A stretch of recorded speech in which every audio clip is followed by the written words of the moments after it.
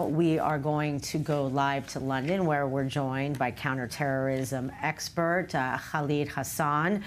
Good evening, and thank you for joining us tonight.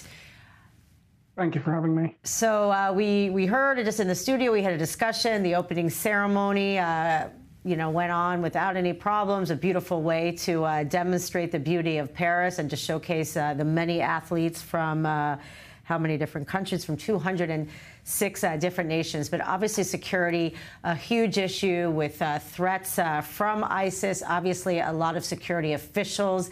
Is there a real reason to have concern about something going wrong in spite of the fact that there is a very well-developed security force? Yes, there absolutely is. It's very obvious by how the French state is actually reacting to a potential threat. I'm sure they have intelligence that not all of us will be aware of. I'm sure also it's part of how they operate because they don't want to cause panic. But we're looking at least at 60,000 police officers and military personnel. We're looking at a number of nations, foreign nations, that have actually contributed and sent police officers, K9 units, and have sent also military personnel and counterterrorism experts. I think we also face this time, which is really unprecedented, state actors and terrorist groups. So the most concerning threat from terrorist groups is obviously a lone wolf attack, which is something that cannot be prevented in many ways. But now we also have state actors. And I think we need to tie this in to President Macron in June warning of a potential civil war if the far left or the far right win. I don't want this to just pass. I don't want this event to just end and hopefully safely. But after it does end, I think the French need to have a serious conversation about where France is actually headed. Also, 15 million people planning to attend. We had these arsons and all of these things happen within on the trains, which all things converging. People, it's affecting everybody traveling by train, not just within France. So the fact even that something like that was able to happen, also a cause for concern. With Israel's defense minister saying all hands look toward Iran with that. Do you think that is a likely explanation that had to do with some kind of terror cell? Absolutely. I think what we lack in the West is this recognition that we're actually facing a war. There is a global jihad, a movement of global jihad.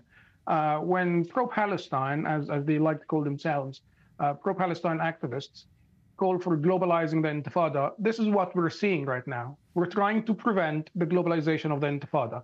And the Intifada is something that obviously Iran is very involved in, and Russia will be involved in, not for ideological reasons, but just for the fact that it's a great opportunity to, just jump in and contribute to this, to increasing the threat and to targeting the West. So we now have Iran, we now have Russia, we now have ISIS, now we have obviously the threat of people inspired by Hamas or people who support Hamas.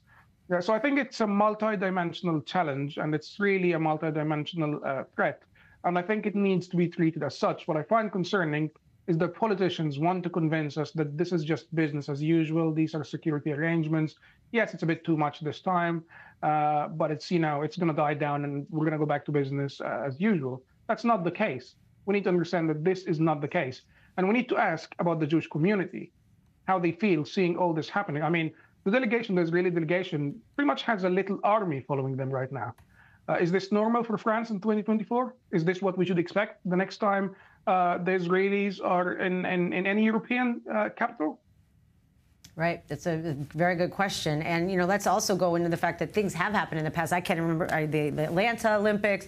There was the Boston Marathon terror attack, obviously Munich, 1972. So obviously the Olympics also always a target for hate groups and terrorism. I mean, do you really think that the detail and the attention to the fact that, especially because of the war, obviously there's more heightened awareness of things going wrong. But like you said before, is it possible to really seal off any kind of person who wants to instill harm? It's impossible. You cannot do this because you don't have enough security, you don't have enough military. It's absolutely impossible. So there is always the potential for somebody stabbing someone. You cannot prevent every knife in Paris. You can't detect that. it's definitely impossible. And I really do hope that we're not going to see something unpleasant. But they are aware of this. They're aware of the fact that, this is why they have security arrangements around key targets to ensure that these key targets are not targeted. But they also know that there could be potentially a stabbing, and they will respond to this, I believe, efficiently. But my concern is, again, why we're not seeing this as part of a bigger picture when it comes to the threats facing Europe today.